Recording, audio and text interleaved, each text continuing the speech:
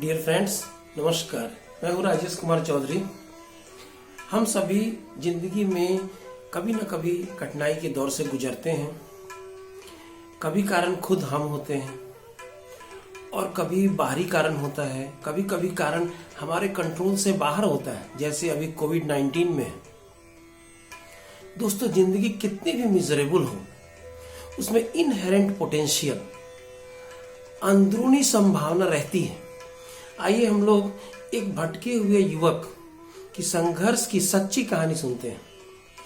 विक्की को 20 साल की उम्र में उम्र कैद की सजा सुनाई गई। उसे लग रहा था कि वह अब उसके जिंदगी का सफर यहीं खत्म हो रहा है। वह जेल में बहुत क्रोध में था। विक्की सेंट्रल कलकत्ता से एक गैंग ऑपरेट करता था। उसे एहसास था कि वह स्लिपरी स्लोप में है, लेकिन अब काफी देर हो चुकी थी।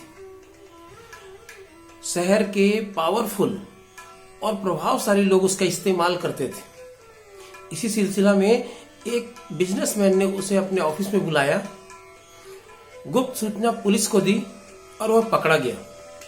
उसे 18 डिफरेंट केस में बुक किया गया। विक्की स्वीकार करता है कि उसकी मां को एहसास भी नहीं था कि विक्की इतनी दूर चला गया। वह यह भी स्वीकार करता है कि कोर्ट में वह अपनी मां से आंख नहीं मिला पाया। विक्की के पिता का देहांत जब विक्की 2 साल का था तब हो गया था। विक्की की मां बाहर काम करने जाती थी, रात में लेट से लौटती थी, तब तक विक्की सो जाता था। अब विक्की जेल में बैठकर अपनी मां की सैक्रिफाइस, उस मेहनत को देखता है और उसे लगता है कि उसकी मां ने कोई कसर नहीं छोड़ी कि विक्की को अच्छी शिक्षा मिले। उसे सेंट जेवियर्स स्कूल और कॉलेज में एडमिशन कराया गया। ये सब तब शुरू हुआ जब क्लास 10 का बोर्ड एग्जाम खत्म हो गया। विक्की जब भी किसी दोस्त को जरूरत पड़ता, अपने कुछ दोस्तों को लेकर हॉकी स्टिक लेकर चला जाता। उसे उस समय नहीं मालूम था कि वह किस रास्ते पर जा रहा। उस समय उसे अटेंशन, थ्रिल, इसकी चाहत बहुत थी, लेकिन बाद में उसे लगने लगा कि वह सही रास्ता पर नहीं है। वह सोचता था सब छोड़कर कहीं चले जाएगा, लेकिन वह ऐसा कर नहीं पाया। जेल में अब उसे अपने हिस्से का टॉर्चर, एब्यूज सब सहना पड़ रहा था। हालांकि जेल में उसने कुछ अपने दोस्त भी बनाए। वह वहां पर एक स्मार्ट यंग मैन के रूप में अपनी पहचान बनाया।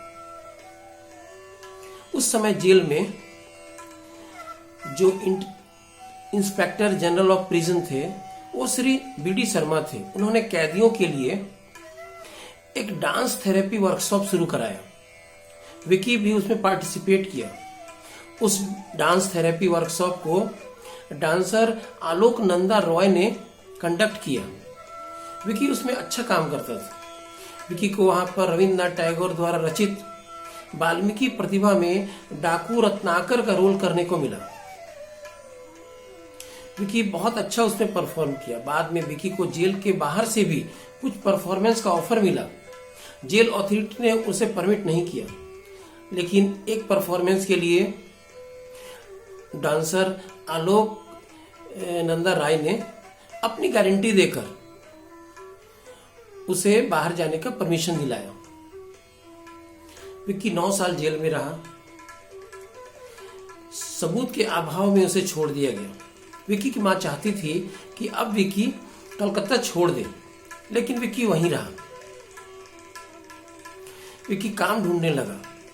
बहुत जगह काम ढूंढने पर जब उसे काम नहीं मिला, क्योंकि वो एक्स प्रिजनर था, तो उसने एक अपना कंपनी शुरू किया जो क्लीनिंग सर्विस ऑफर करती थी। उसका काम चल गया। फिर वो security service, house keeping service और भी काम उसमें जोड़ दिया। आज उसकी कंपनी में 500 एम्प्लॉई हैं, जिसमें 80 से ज्यादा एक्स प्रिजनर है। विक्की इस बीच में एक्टिंग भी करता रहा। 2012 में उसको एक फिल्म में काम मिला। फिर अनेकों बंगला और मलयालम फिल्म में उसने काम किया। 2019 में एक बंगाली फिल्म गोत्र में उसे लीड रोल का काम दिया गया, जिसमें उसका काम बहुत सराहा गया। 2014 में IIM कलकत्ता ने उसके यूनिक एफर्ट पर केस स्टडी किया। इस बीच